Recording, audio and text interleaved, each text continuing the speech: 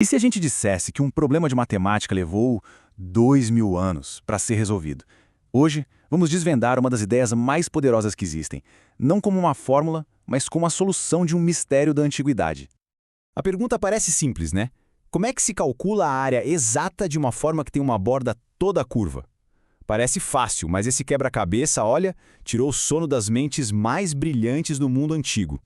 Para a gente entender a solução, primeiro a gente precisa fazer uma viagem no tempo. E é uma viagem longa. Nossa primeira parada, a Grécia Antiga. Calcular a área de um quadrado ou de um retângulo, isso aí, moleza. Base vezes altura, sempre foi assim.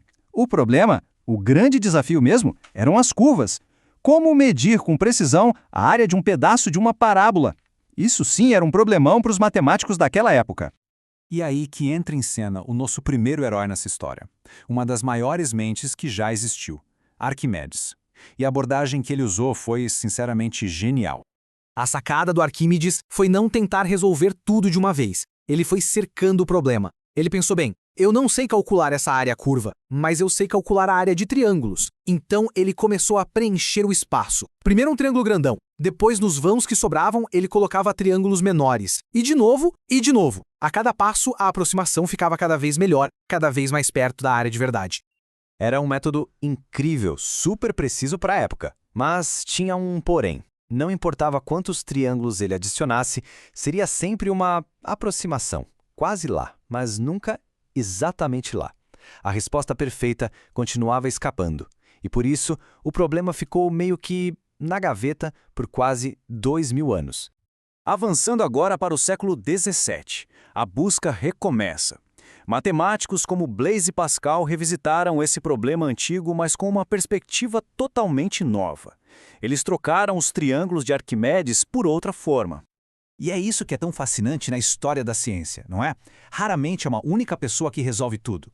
É uma construção, uma corrente de pensamento que atravessa os séculos, com cada geração construindo sobre o que veio antes.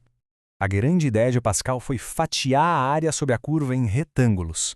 Com poucos retângulos ainda fica bem grosseiro, dá para ver que sobra um monte de espacinho ali em cima.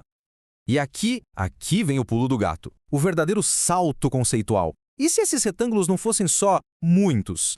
E se eles fossem infinitamente finos? Um número infinito de retângulos, cada um com uma espessura que é praticamente zero. O que aconteceria? Esse salto para o infinito não era só uma imaginação. Precisava de uma nova linguagem matemática para ser descrito. E essa nova ferramenta, bem, ela mudaria absolutamente tudo. Esse conceito é a integral. Pense nela como uma espécie de supersomadora. Uma ferramenta poderosa que nos permite fazer o que parecia impossível. Somar um número infinito de partes para encontrar um todo exato. E este é o símbolo para essa ideia tão poderosa. A integral se tornou a chave que finalmente destravou o antigo problema da área, dando uma resposta exata, definitiva, sem quase. Então, resolveram um problema de geometria. E daí? Acontece que essa ideia de somar infinitas partes minúsculas tem aplicações que vão muito, mas muito além disso, e na verdade moldam o nosso mundo moderno. A integral é fundamental em quase todos os campos da ciência e da engenharia. Ela nos ajuda a calcular desde o volume do bocal de um foguete até o trabalho realizado por uma força, resolvendo problemas que antes eram simplesmente impossíveis. Pense nisso. Uma das ferramentas mais cruciais da ciência moderna nasceu da persistência em resolver um antigo problema de geometria. Uma busca que durou 2 milênios e que mudou a forma como a gente entende o mundo. E isso nos deixa como uma reflexão final, não é? A ideia central do cálculo não é apenas sobre matemática. É uma forma poderosa de pensar, de resolver problemas complexos em qualquer área.